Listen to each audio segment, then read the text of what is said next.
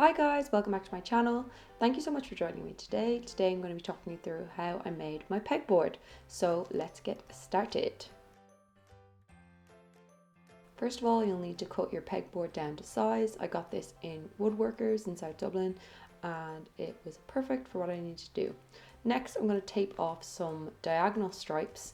Here I'm using different strips of tape as a spacer, and it's 3 strips of tape wide for each stripe. And this is the super thick frog tape. I think it's actually a knockoff one, but it worked really well. Here's Ted walking all over my work, but you'll see that's the spacers I put down there, and then next to it I'll put just another layer of tape all along the side, so you'll get all the same angles and the same width in between each stripe.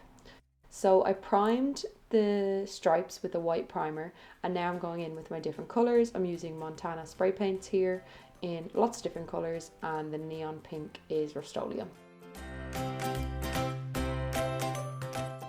When you're spraying, obviously you don't want to get the colors mixed up, so you just have to make sure that you're not getting the yellow onto the orange stripes and things like that. So yeah, so I left some of the wood on show. Peeling back the tape here, you have to be sort of careful because the wood is quite delicate and parts of it came off, but I then varnished it, so it was okay. I also picked up these shelves in a car boot sale, and I thought they'd look really cool around it, sort of like Tetris blocks. So I primed them and then I sprayed them in the same colors I was using on the pegboard also.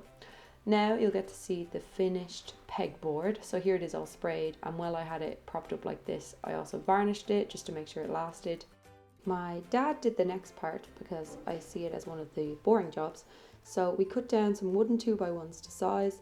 You need to make sure that the frame goes behind the pegboard, so you're not going to see this frame, but they then painted it with the colour of the wall. So you're going to fix the frame to the wall using a drill, raw plugs and screws. You'll need someone else to hold it up when you're doing this. Then you just need to screw your pegboard onto your frame and it's done. I got all these accessories and stuff on Amazon, and I spray painted some baskets. They're from Pennies and Sawstring Green. It's really handy. Keeps all my tools off the ground, and it is probably my favorite thing ever. So thank you so much for watching. If you try this out at home, as always, make sure to tag me at Colourful and make sure you subscribe for my next video. Thanks so much, guys.